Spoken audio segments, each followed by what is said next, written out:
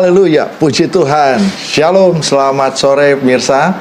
Senang jumpa dengan pemirsa dimanapun Anda berada. Kita ada karena Tuhan. Hari ini mimbar agama Kristen tidak sendirian. Saya di tempat ini sudah ada sebelah kanan saya seorang hamba Tuhan, ya, seorang profesional dengan Ibu Susanti Tusin. Apa kabar, Bu? Baik, Pak. Iya, jadi ini kalau tidak salah sudah 3 kali, Bu, ya, di TVRI Mimbar Agama Kristen, ya. Ya, benar kalau nggak salah. Terima kasih, Bu. Ya, saudara-saudaraku yang terkasih dalam nama Tuhan Yesus, sebelum kita mendengarkan firman Tuhan yang akan disampaikan oleh Ibu Susanti Tusin, mari kita tundukkan kepala, kita berdoa.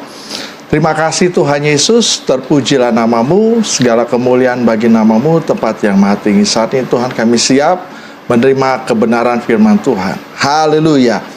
Amin. Puji Tuhan. Ya, Bu Santi, langsung saja Ibu boleh sampaikan firman Tuhan. Silakan, Bu.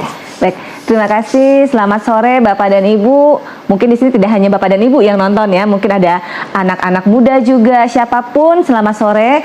Biasanya kalau kita ditanyakan, "Halo, apa kabar?" Jawaban kita pasti luar biasa. Apalagi kalau kita anak Tuhan, katanya mesti jawabnya luar biasa. Tidak boleh hanya baik-baik saja, biasanya seperti itu. Nah, tapi apakah benar kita benar-benar baik-baik saja? Benarkah kita luar biasa? Nah, kita bersyukur dengan adanya Tuhan berikan pandemi kepada kita kurang lebih 3 tahun ya, kurang lebih ya, pandemi yang Tuhan berikan. Karena dengan adanya corona, pola hidup kita berubah. Yang dulu kita pulang kerja cuek, langsung tidur, nggak ganti baju. Pada saat pandemi, kita mesti cuci tangan, mandi, ganti baju, dan sebagainya. Pola hidup sehat, ubah cara makan, mengkonsumsi vitamin dan sebagainya untuk kesehatan tubuh. Nggak bisa sembarangan lagi, benar ya Pak ya? Ya. Kenapa? Karena kita mesti sehat. Kalau kita tidak sehat, gampang, ada yang meninggal dan yang lainnya. Jadi mau nggak mau semua dituntut untuk hidup sehat. Pada saat itu olahraga, semuanya untuk kesehatan fisik. Nah, tidak hanya itu, ternyata ditemukan lagi selama pandemi tingkat stres tinggi. Nah, sehingga kita tidak hanya fisik yang perlu kesehatan fisik, tapi kesehatan mental juga. Nah, ini yang seringkali diabaikan oleh banyak orang, karena orang merasa orang-orang yang mengalami gangguan mental itu hanya orang gila yang ada di rumah sakit jiwa. Tapi ternyata kita semua bisa mengalami gangguan mental. Nah, apalagi saat ini banyak sekali di kalangan remaja apa-apa kena mental health dan sebagainya. Nah, apa yang terjadi? Karena kita mengalami insecure, Bapak dan Ibu. Sadar tidak? Kita sering merasa tidak aman, kita merasa tidak nyaman. Saya merasa bahwa aduh, saya kok kayak kalau mau ketemu bagus, aduh, kayak kurang nyaman. Ini bukan berbicara percaya diri, Pak, tapi saya menempatkan itu keberhargaan diri saya karena apa kata orang. Nanti kalau orang ngomong saya, aduh pakai baju ini, aduh baju ini kayaknya nggak cocok dengan saya, apa kata orang. Aduh, usia seperti sekarang, usia sudah 30, 40, 50, belum menikah, apa kata orang. Saya cuma lulusan SMA, apa kata orang, dan sebagainya. Kita sibuk dengan apa kata orang. Tidak hanya apa kata orang, sosial media sekarang itu bahaya sekali. Nah, kalau apa kata orang ini kan tren yang bertahun-tahun di Indonesia ini. Kita selalu kan orang Indonesia, apalagi tetangga. Tetangga tuh kemarin ngomong gini-gini loh. Kita tuh dikatain gini-gini loh. Wah, langsung insecure. Waduh, ini gimana ya? Dia ngomong gini loh, dia ngomong ini loh. Nah, sekarang lebih luas lagi media sosial. Kita lihat orang pergi liburan, makan-makan cantik, make up, cantik, ganteng. Kita langsung ngerasa, kok dia bisa ya? Masa sih saya nggak bisa? Wah, iri langsung. Nah, insecure dengan sosial media. Ikutin, oh parenting ini bagus nih. Seminar-seminar ini semua kita ikutin. Padahal belum tentu itu cocok dengan prinsip-prinsipnya kita. Nah, kita taruh semuanya di apa kata orang, sosial media. Dan ada lagi nih, kalau Bapak pernah dengar, harta tahta wanita. Iya kan? Wah, laki-laki harta mesti banyak, jabatan tinggi, titel S1, 2, 3 baru keren katanya. Punya pacar, pasangan, istri, nggak perlu karakter, yang penting ketika saya gandeng dia nggak malu-maluin. Nah, itu tuh. Terus dia bawa cewek ini, masa sih saya kalah? Nah, gonta-ganti pacar, istri pun gonta-ganti, Pak. Kenapa ya? Karena harta, tahta, dan wanita tadi insecure. ngerasa saya hebat ketika saya bisa punya harta yang banyak, ketika saya punya jabatan yang tinggi, saya punya titel S1, 2, 3, apalagi lulusan luar negeri, Amerika. Waduh, bangganya. Kalau saya lulusan SMA atau saya lulusan S1 di Bangka, aduh, kamu siapa? Kesannya seperti itu. Tidak hanya laki-laki, wanita pun sama. Maunya cowok yang ganteng, pria yang mapan. Tidak peduli bebet bobot bebet. Yang penting mapan, gagah kayak opa Korea. Wah, udahlah itu udah menjadi kebanggaan, dan kayaknya tuh saya ini jadi berharga karena semuanya itu. Padahal enggak. Semua apa kata dunia itu akan membuat kita stres ketika tidak sesuai dengan kebutuhan kita. Ketika kita fokusnya hanya kepada apa yang orang lihat. Jadi kita mesti lihat, Pak, realitanya itu kebutuhan saya bukan. Itu sesuai nggak dengan kemampuan saya? Kalau memang kebutuhan saya sesuai dengan kemampuan saya, tidak apa-apa. Saya bisa nih punya uang, saya bisa keluar negeri, saya bisa liburan, silakan, tidak apa-apa. Nah, kalau saya memang butuh untuk operasi plastik, silakan. Tapi kalau hanya untuk mempercantik diri demi apa kata orang yang bagus tadi, apa kata dunia yang bagus tadi, kita lama-lama kita bisa gila. Kita bisa stres, inilah yang kita bisa akhirnya mengalami mental health. Kita bisa stres, kita bisa depresi, tertekan, psikosomatis, kita bisa kadang-kadang keluar rumah pun kita takut, jadi menghambur-hamburkan uang. Kenapa? Karena kita maunya diri kita kelihatan bagus. Nah, makanya kita hidup, Bapak dan Ibu, jangan apa kata dunia. Nah, nanti kita akan belajar lebih lanjutnya seperti apa. Gitu. Ya, kita hidup jangan apa kata dunia. Jangan kemana-mana, kita rehat sejenak. Tuhan Yesus berkati.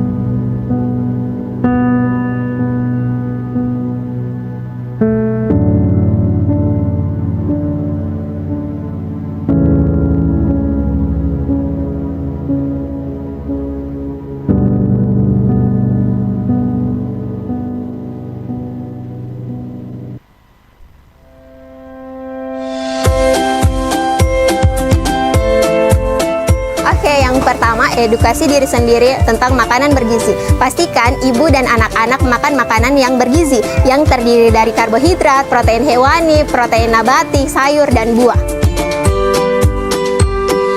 Yang kedua, pola asuh penuh kasih. Berikan anak-anak kasih sayang yang tak terhingga. Yang ketiga, sanitasi. Sanitasi, perhatikan lingkungan rumah ibu dan jamban ibu tetap bersih dan aman. Yang keempat, bawa anak-anak untuk pemeriksaan kesehatan secara berkala. Bawa anak-anak ke posyandu sampai usia 5 tahun. Stop stunting. Masa depan Indonesia ada di tangan kita.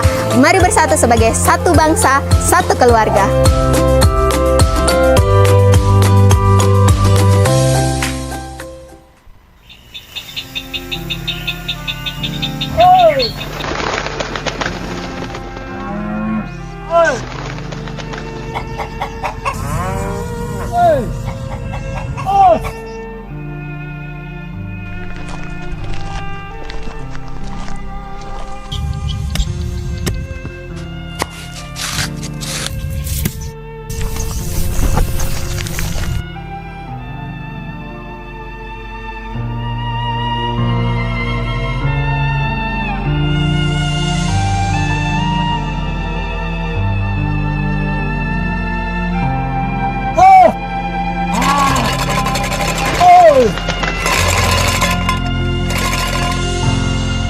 selalu ada.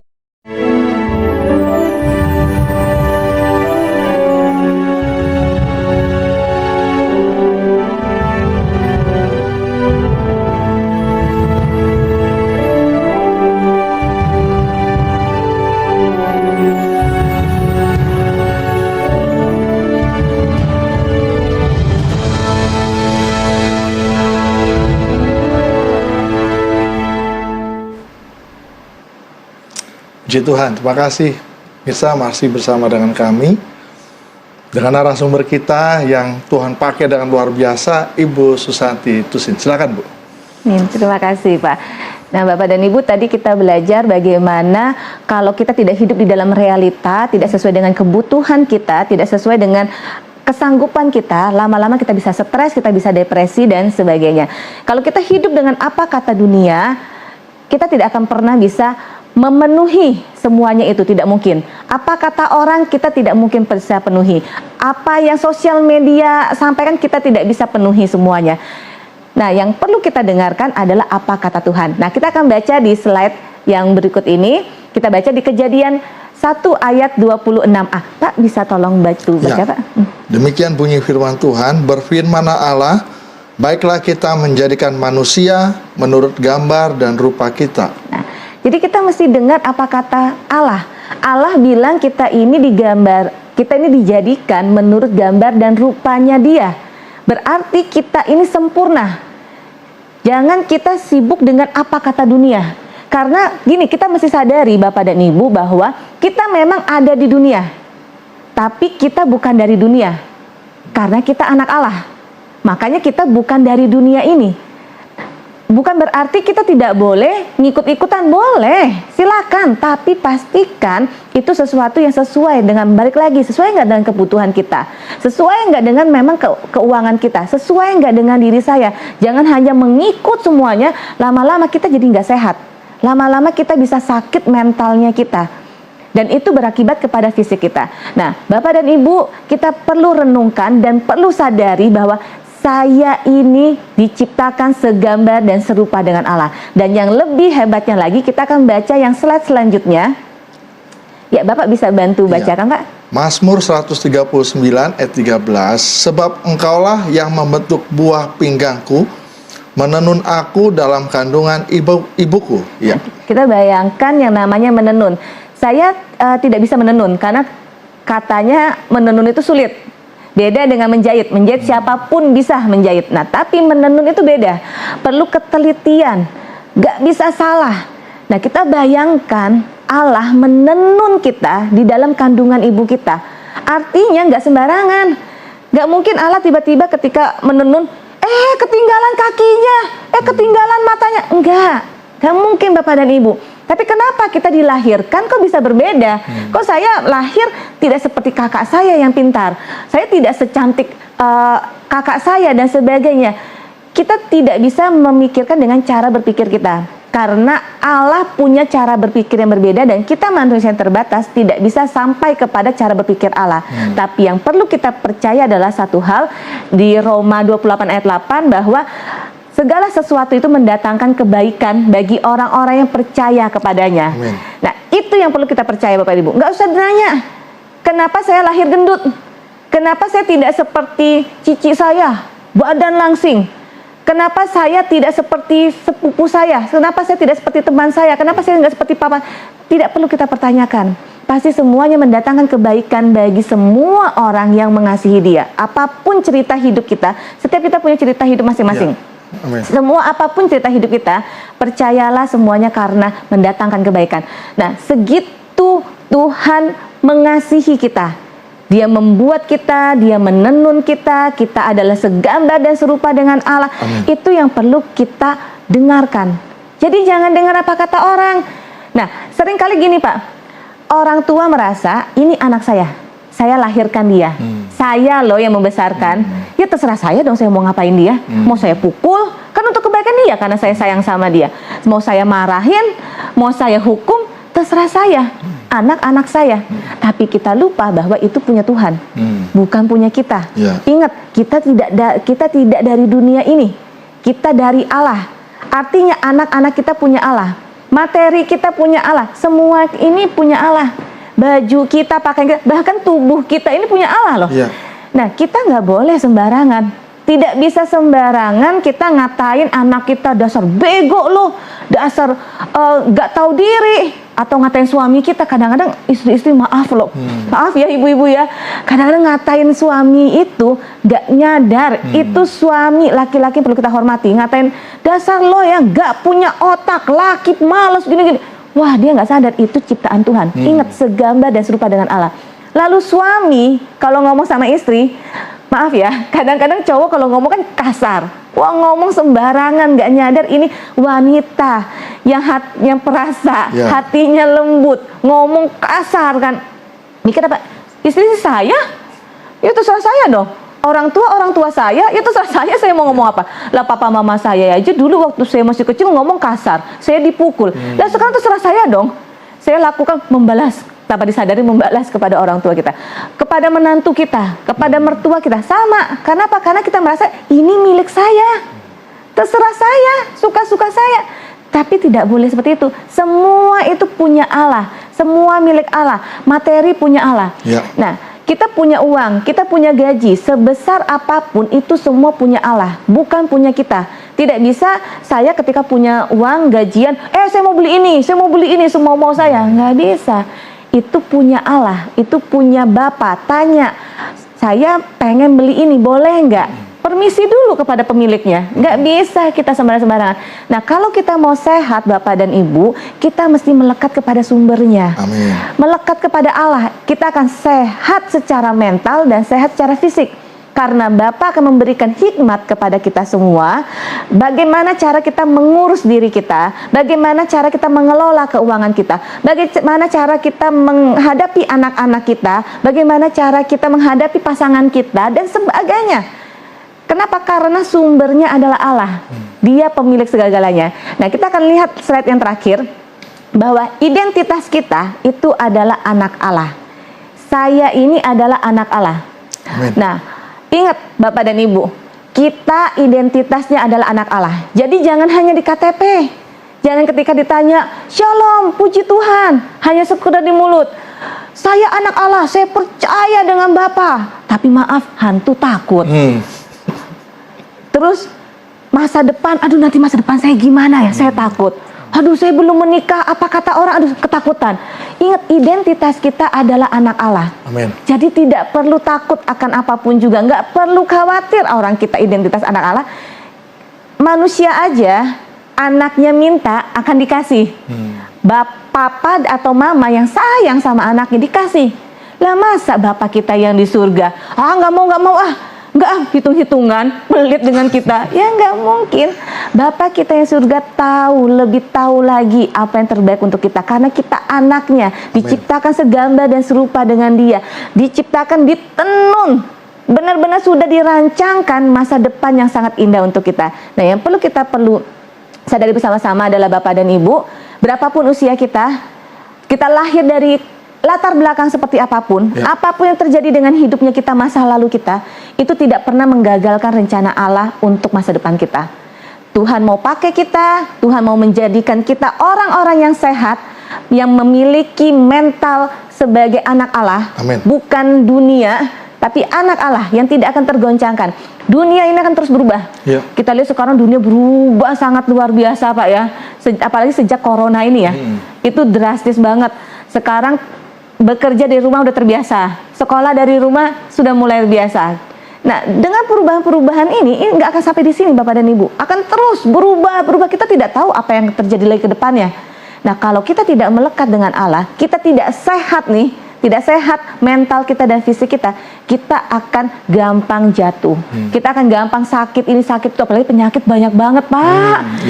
Nggak selesai-selesai semuanya. Nah, nanti setelah ini saya akan ajarkan Bapak dan Ibu hal yang gampang sekali cara untuk kita bisa mengatasi mental health-nya kita.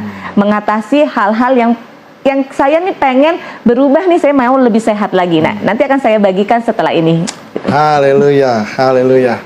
Akan dibagikan yang lebih dalam lagi. Ya, Bapak Ibu, Saudara, saya akan bacakan Yohanes pasal 1 ayat 12, begini bunyi firman Tuhan.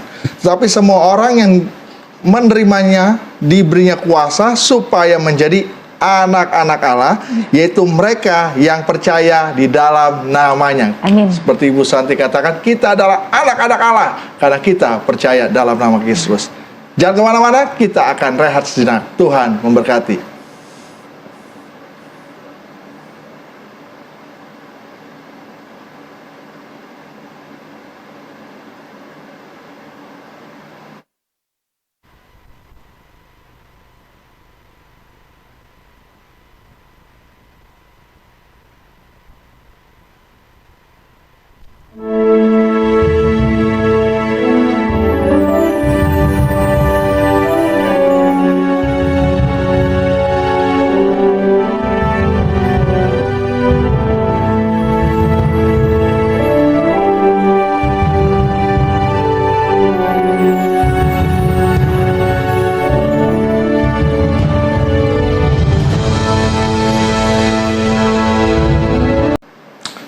Puji Tuhan. Makasih pemirsa, masih bersama dengan kami dalam Mimbar Agama Kristen pada hari ini, yang dimana judulnya Healthy Me, dengan narasumber kita Susanti Tusin. Silakan Bu. Terima kasih. Nah, tadi saya sudah bagikan Bapak dan Ibu, saya mau review sekilas bahwa kita jangan hidup dengan apa kata dunia, karena kita tidak akan mungkin bisa memenuhi apa yang dunia mau. Tapi kita hidup dengan apa kata Tuhan. Tuhan berbicara kepada kita, kita sempurna, kita segambar dan serupa dengan Allah, kita ciptaan yang sangat luar biasa. Karena itu hiduplah menurut apa kata Tuhan. Jadi ingat, sumber kita adalah Allah. Kita tidak berasal dari dunia ini, kita berasal dari Allah, dan kita adalah anak-anak Allah. Hiduplah seperti yang Kristus mau. Nah, saat ini saya akan membagikan ada 4 cara yang sangat sederhana untuk kita bisa menghadapi masalah. Kalau kita sedang tertekan, marah-marah dan sebagainya, lakukan. Hanya 4 hal yang sangat sederhana yang bisa kita lakukan sendiri di rumah, kapanpun bisa kita lakukan. Nah, yang pertama adalah, kita lihat di slide-nya adalah relax. Jadi, relax ini caranya sangat mudah sekali, yaitu ambil napas panjang dan buang napas panjang. Dalam arti, kita yang atur, ambil napas, buang napas. Oke, kita ambil napas lagi,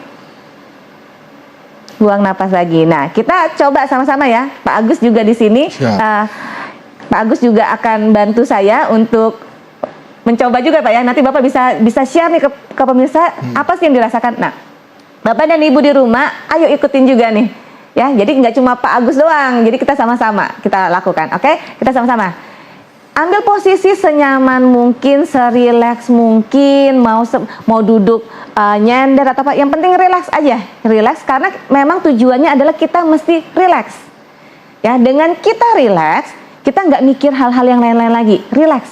Kita mesti relax. Jadi pikiran ini jangan tegang. Relax aja. Kalau bahasa sekarang anak-anak besar, relaxin aja, santai aja, bos santai. Jadi itu tujuannya. Oke? Mari sama-sama ya. Kita ambil napas. Oke, buang napas. Ambil napas. Buang napas. Oke, lanjutkan terus. Ambil napas. Buang napas. Terus sampai Bapak dan Ibu rileks. Lakukan terus berulang-ulang sampai rileks. Oke, buang napas. Kita sakit ya, ambil napas. Buang napas. Oke, nah kita bisa lakukan ini terus sampai kita rileks. Kalau masih kesel, masih marah, kepala masih mumet, lakukan terus. Nah, kita bisa kombinasi dengan cara yang kedua, yaitu senyum. Senyum selama 20 detik. Boleh ditampilkan slide-nya? Nah, tersenyumlah selama 20 detik. Kalau dulu lagi pakai masker enak ya, pakai masker aja ketutupan. Kalau sekarang mungkin malu ya, tengah jalan senyum nggak ada apa-apa. Kita bisa cari ruangan kosong, ke toilet dulu dan sebagainya. Cuma 20 detik aja kok, nggak lama kok. Senyum selama 20 detik, lakukan sambil mengambil napas dan buang napas. Oke, kita lakukan, kita bareng-bareng ya Bapak dan Ibu dan juga Pak Agus. Oke, kita ambil napas, buang napas. Oke. Nah, sambil tersenyum Pak, saya hitung 20 detik. Bapak dan Ibu di rumah siap-siap? Pak Agus siap? Oke, kita mulai 1, 2, 3. 1, 2, 3, sambil ambil napas, buang napas. Rileks, sambil bawa rileks saja. Oke, ambil napas, buang napas, diatur. Sambil terus tersenyum Bapak dan Ibu. Bisa juga pikirkan hal-hal yang menyenangkan, hal-hal yang membuat Bapak dan Ibu bahagia. Silakan. Oke, sudah 10, 11, 12. Atur terus napas kita sampai kita rileks. Terus pertahankan senyumnya. Pikirkan hal-hal yang bahagia, mungkin kenangan masa lalu. Semuanya dipikirkan, itu hal-hal yang akan membuat kita lebih rileks lagi. Oke, 19 dan 20. Oke, nah sejauh ini gimana Pak Agus? Coba bisa Ya. di-share. Tenang, kemudian waktu kita mengatakannya jadi lebih tenang, lebih kalem, nggak buru-buru. Lalu seperti ada kayak seperti tambahan-tambahan kreativitas di pikiran. Jadi malah kayak ada kreativitas Iya, baru Pak ya. betul. Jadi pikiran kita kebuka Iya. karena kita rileks. Iya. Nah, Bapak dan Ibu ini bisa kita lakukan. Saya orangnya pemarah. Gampang sekali marah. Jadi saya salah satu caranya adalah saya lakukan ini. Nah, saya ini orangnya tidak suka dengan spotlight. Saya sangat nggak suka sebenarnya disuruh jadi pembicara ini Pak. Ini tekanan besar untuk saya. Kalau dulu bisa berminggu-minggu gak tidur, tegang karena saya takut. Nah, sejak saya diajarin oleh teman saya mengenai ambil napas, buang napas ini, dan juga nanti yang 2 lagi Bapak dan Ibu. Jadi saya lakukan teknik ini.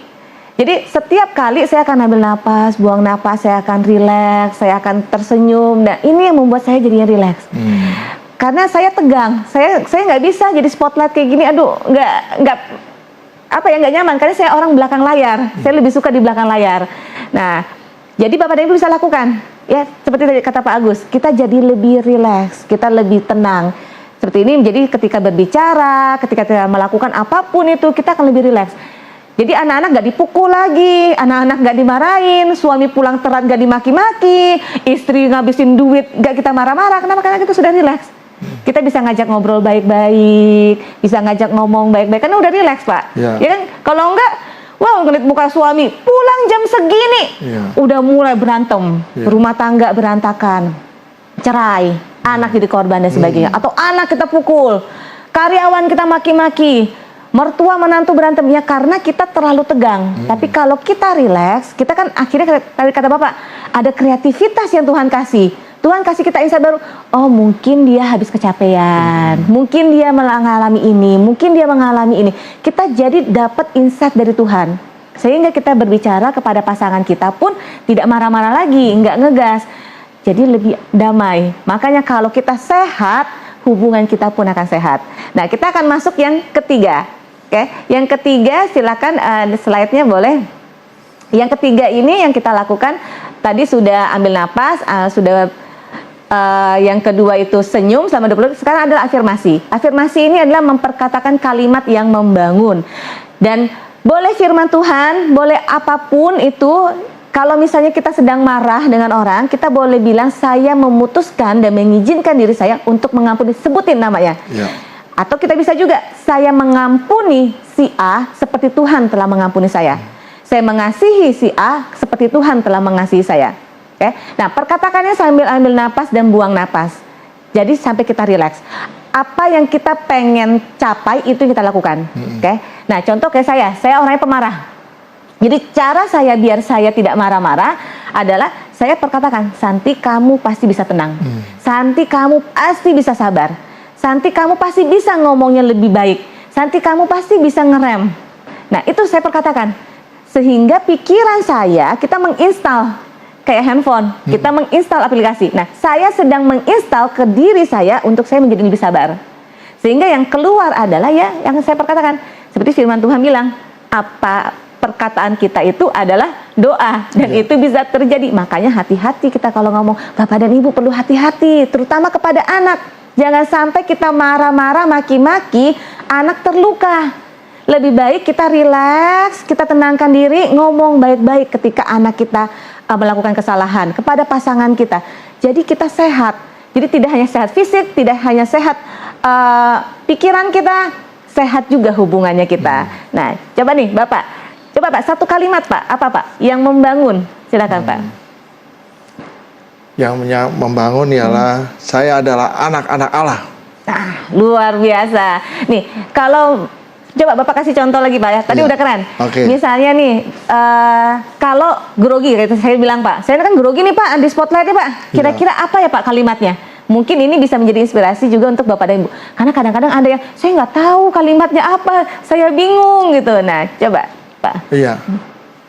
Saya bisa, walaupun grogi, tapi saya percaya saya bisa. Nah, keren Pak. Bagus. Bapak, kita kasih tepuk tangan. Keren banget Bapak dan Ibu. Ini Bapak dan Ibu, kalimatnya tuh nggak usah yang bagus-bagus, nggak usah pakai kalimat baku, ada SPOK nggak perlu, mau pakai bahasa Bangka, bahasa apapun, yang penting Bapak dan Ibu ngerti dan nyerap di dalam pikirannya kita. Mau pakai bahasa Inggris lebih gampang, silakan. Mau pakai bahasa Mandarin, silakan. Apapun. Yang penting kalimat ini sangat bermakna untuk Bapak dan Ibu, sehingga membuka paradigma yang baru di dalam pikiran Bapak dan Ibu. Itu tujuannya. Jadi kita membuat jalan baru di pikiran kita, tidak lagi apa kata orang, tidak lagi apa kata dunia, tidak lagi semua itu, tapi apa yang Tuhan mau. Kita bawa diri kita kepada pikirannya Tuhan. Nah, dan yang terakhir adalah kita bersyukur selama 49 hari. Kita lihat di slide. Mengapa 49 hari? Karena menurut penelitian, kita yang namanya habit itu 30 hari.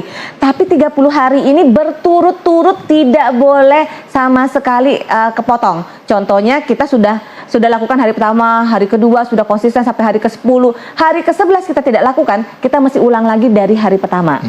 Nah, dengan kita 30 hari itu akan membentuk habit. Kenapa saya minta 49 hari? Karena semakin memperkuat habit itu, sehingga kita bisa mempunyai habit selalu bersyukur. Bapak dan Ibu bisa tulis dalam satu hari 7 hal yang disyukuri. Lebih baik dalam setiap hari itu berbeda. Setiap hari berbeda. Kalau bisa. Tapi kalau tidak bisa, boleh nggak sama? Ya nggak apa-apa.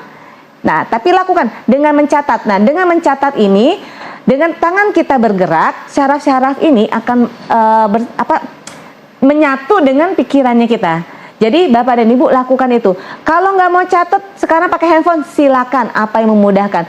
Dalam 49 hari, 7 hal yang disyukuri. Nah, Pak Agus, apa 7 hal yang Bapak syukuri hari ini? Wah, yang pertama ialah Ibu Susanti bisa jadi narasumber, bersyukur. Yang kedua, saya masih bisa sehat. Yang ketiga, Tuhan masih percayakan dalam pelayanan. Yang keempat, saya bersyukur hari Senin saya disuruh pimpin doa di Doa Lintas Agama ulang tahun Bayangkara. Nah, keren. Yang ke-78. Kemudian yang kelima ialah ya saya punya istri yang cakep. Wih, bener. Lagi Pak? Yang keenam ya saya bersyukur bahwa khotbah saya untuk besok hari Minggu baru 50%. Oke. Iya. Good. Yang terakhir? Yang ketujuh ialah bahwa hari ini saya belum makan. Oke. Nah, prinsip rumput tetangga lebih hijau. Bapak dan Ibu itu perlu syukuri. Punya anak kita perlu syukuri. Istri kita syukuri. Suami kita syukuri. Dan yang tadi yang saya sangat salut dari Pak Agus adalah bagaimana dia melihat 50% loh untuk khotbahnya, tapi dia masih tetap bisa bersyukur, Bapak dan Ibu. Biasanya orang-orang, ya baru 50%. Aduh, besok lagi. Ini mah, aduh masalah besar. Tapi kita bisa bersyukur di tengah masalah kita. Tadi belum makan, bersyukur. Nah, Bapak dan Ibu, poinnya adalah kita selalu bersyukur dalam keadaan apapun, dalam segala masalah, kita selalu bersyukur. Itulah yang membuat kita selalu sehat. Amin. Gitu. Oke, itu Pak dari saya 4 ini Bapak dan Ibu lakukan terus. Percayalah kita pasti akan berubah. Berubahnya adalah menjadi serupa dengan Kristus. Amin. Jadi tidak lagi apa kata dunia, apa yang Kristus lakukan, apa yang Kristus mau, itu fokusnya kita. Sehingga kita bisa sehat, sehat jasmani, sehat rohani, hubungan kita pun sehat dengan semua orang. Terutama kita berdamai dengan Allah. Itulah yang namanya self healing. Amin. Ya, puji Tuhan. Sepertinya enak benar mendengarnya ya. Karena itu nanti di segmen terakhir kita akan tanya jawab dengan narasumber kita. Jangan kemana-mana, kita rehat sejenak. Tuhan memberkati.